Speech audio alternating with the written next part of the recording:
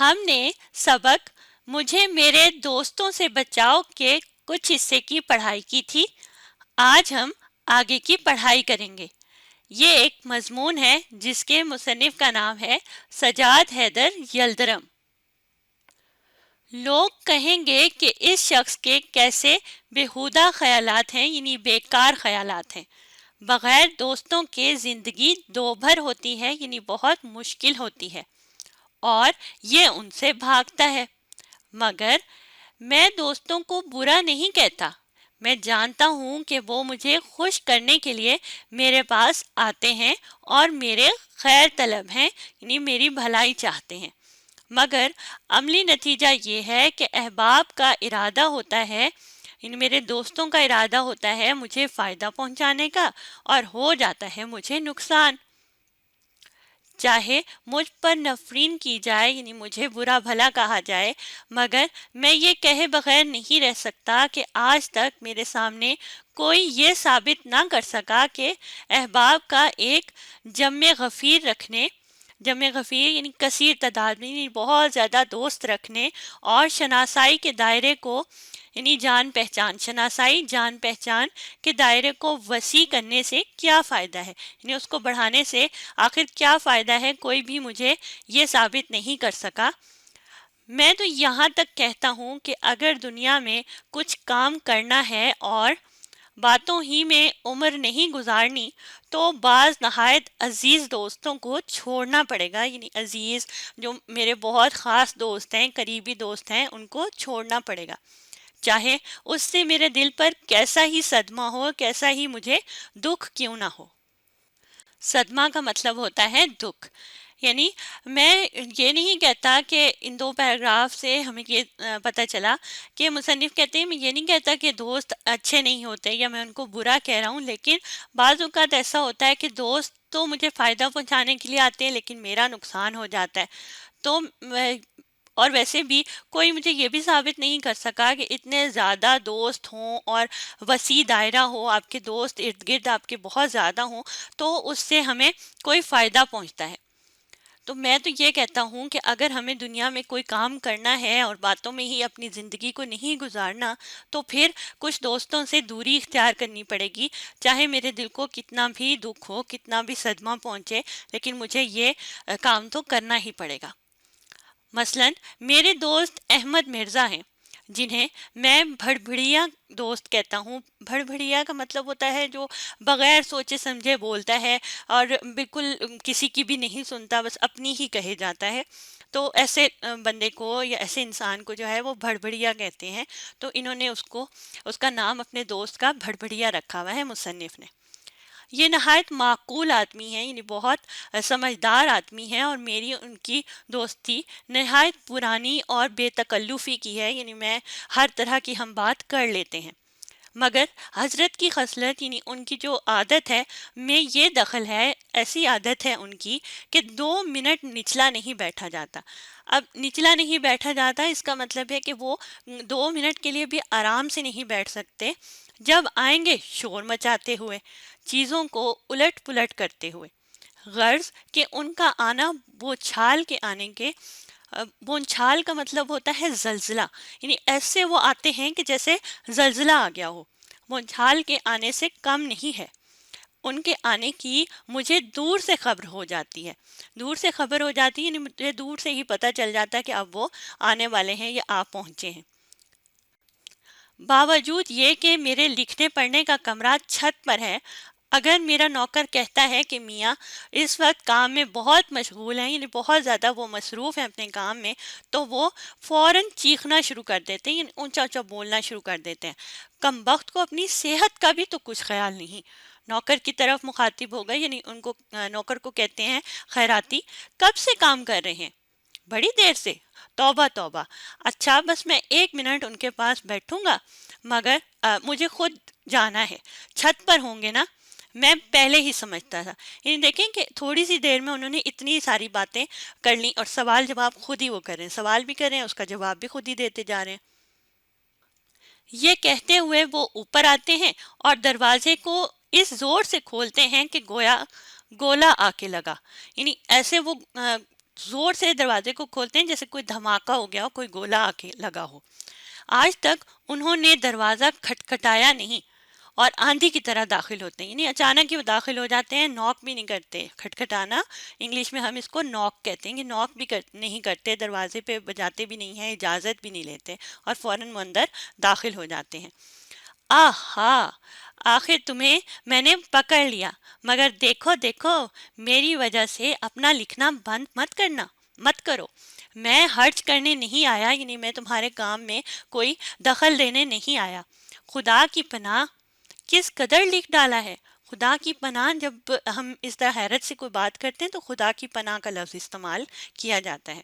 کس قدر لکھ ڈالا، کہو طبیعت تو اچھی ہے، میں تو صرف یہ پوچھنے آیا تھا۔ واللہ مجھے کس قدر خوشی ہوتی ہے کہ میرے دوستوں میں ایک شخص ایسا ہے جو مضمون نگار کے لقب سے پکارا جا سکتا ہے۔ لو اب جاتا ہوں، میں بیٹھوں گا نہیں، ایک منٹ نہیں ٹھہرنے کا، تمہاری خیریت دریافت کرنی تھی۔ خدا حافظ۔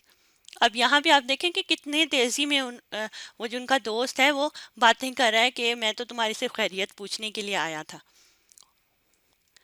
یہ کہہ کر وہ نہایت محبت سے مصافحہ کرتے ہیں، یعنی ہاتھ ملاتے ہیں۔ جب ہم سلام کرتے ہیں دوسرے سے یا خدا حافظ کہنے لگتے ہیں تو ہاتھ ملاتے ہیں، اسے کہتے ہیں مصافحہ کرنا۔ اور اپنے جوش میں میرے ہاتھ کو اس قدر دبا دیتے ہیں کہ انگلیوں میں درد ہونے لگتا ہے اور میں قلم نہیں پکڑ سکتا۔ یہ تو علیحدہ رہا، یعنی یہ تو ایک الگ بات ہے کہ میں اب اپنے ہاتھ سے قلم نہیں پکڑ سکتا۔ اپنے ساتھ میرے کل خیالات، یعنی جو تمام خیالات تھے، کو بھی لے جاتے ہیں۔ جو کچھ میں سوچ رہا تھا کہ میں اب یہ اپنے مضمون میں لکھوں گا، خیالات کو بھی وہ اپنے ساتھ ہی لے گئے۔ خیالات کو جمع کرنے کی کوشش کرتا ہوں، مگر اب وہ کہاں۔ یعنی انہوں نے بہت مشکل سے سوچا کہ مجھے آیا کیا لکھنا چاہیے، لیکن جب وہ اتنی جلدی میں اچانک وہاں پہنچے اوپر والے پیراگراف میں جیسے ہم نے پڑھا، تو وہ جو خیالات مصنف اپنے ذہن میں سوچ رہے تھے تو وہ تمام چیزیں ان کی ختم ہو گئیں، اور وہ اب ان کو یاد بھی نہیں آ رہا تھا کہ مجھے کیا لکھنا تھا اور میں کیا سوچ رہا تھا۔ اور دیکھا جائے تو میرے کمرے میں 1 منٹ سے زیادہ نہیں رہے، تاہم وہ اگر گھنٹوں رہتے تو اس سے زیادہ نقصان نہ کرتے، کیونکہ انہوں نے 1 منٹ میں ہی اتنی بے چینی کے انداز میں اور اچانک حملہ کیا تھا ایک طرح سے، تو نقصان جو ہونا تھا وہ تو 1 منٹ میں بھی ہو گیا۔ کیا میں انہیں چھوڑ سکتا ہوں؟ میں اس سے انکار نہیں کرتا کہ میری اور ان کی دوستی بہت پرانی ہے اور وہ مجھ سے بھائیوں کی طرح محبت کرتے ہیں۔ یہاں لفظ غلط لکھا تھا، میں نے اسے درست کر کے لکھ دیا ہے، یہ اور وہ مجھ سے بھائیوں کی طرح محبت کرتے ہیں، تاہم میں انہیں چھوڑ دوں گا، ہاں چھوڑ دوں گا، اگرچہ کلیجے پر پتھر رکھنا پڑے۔ کلیجے پر پتھر رکھنا ایک محاورہ ہے اور اس کا مطلب ہوتا ہے کہ دل کو میں سخت کر لوں گا۔ اگر مجھے دل کو سخت بھی کرنا پڑا، پتھر بھی کرنا پڑا، تو میں یہ کام ضرور کروں گا کہ میں ان کی دوستی کو چھوڑ دوں گا، کیونکہ ان کی دوستی مجھے بہت زیادہ نقصان پہنچاتی ہے، یعنی میں اپنا کام بھی توجہ سے نہیں کر پاتا۔ اور لیجئے دوسرے دوست محمد تحسین ہیں، یہ بال بچوں والے صاحب ہیں، بال بچوں والے یعنی بیوی بچے ہیں ان کے، اور دن رات انہی کی فکر میں رہتے ہیں، انہی کے بارے میں ہر وقت سوچتے رہتے ہیں۔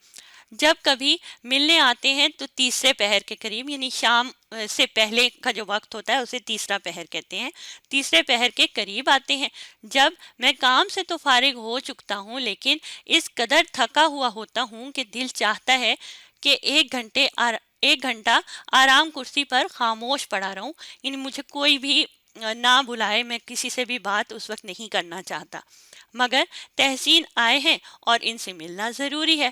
ان کے پاس باتیں کرنے کے لیے سوائے اپنی بیوی بچوں کی بیماری کے اور کوئی مضمون ہی نہیں، یعنی اور کوئی بھی ایسا کام ان کے پاس نہیں ہوتا یا کوئی بھی اور موضوع نہیں ہوتا جس پہ بات چیت کی جائے سوائے ان کے بیوی بچوں کی بیماری کے۔ میں کتنی ہی کوشش کروں مگر وہ اس مضمون سے معاف کیجیے گا، وہ اس مضمون سے باہر نہیں نکلتے، یعنی وہ کوئی اور موضوع اختیار ہی نہیں کرتے کہ جس پر بات کی جا سکے۔ اگر میں موسم کا ذکر کرتا ہوں تو وہ کہتے ہیں ہاں بڑا خراب موسم ہے، میرے چھوٹے بچے کو بخار آ گیا ہے، یعنی اسے بخار ہو گیا ہے۔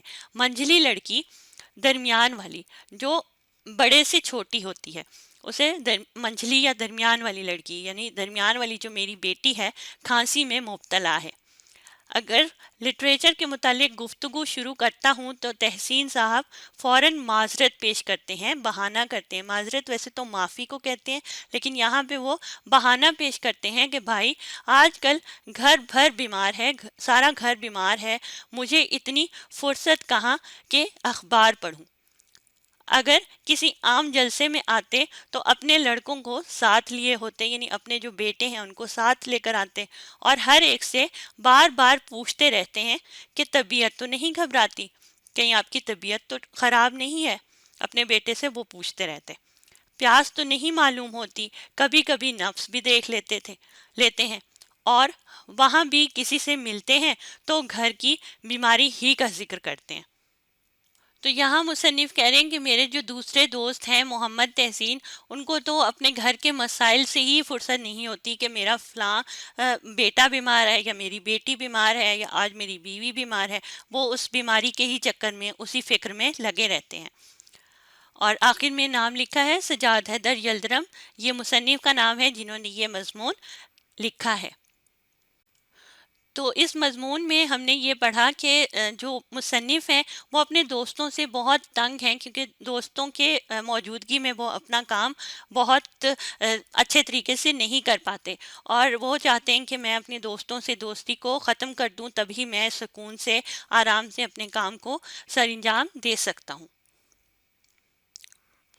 अब आपने इस वीडियो को दोबारा देखना है और साथ साथ पढ़ने और समझने की कोशिश करनी है।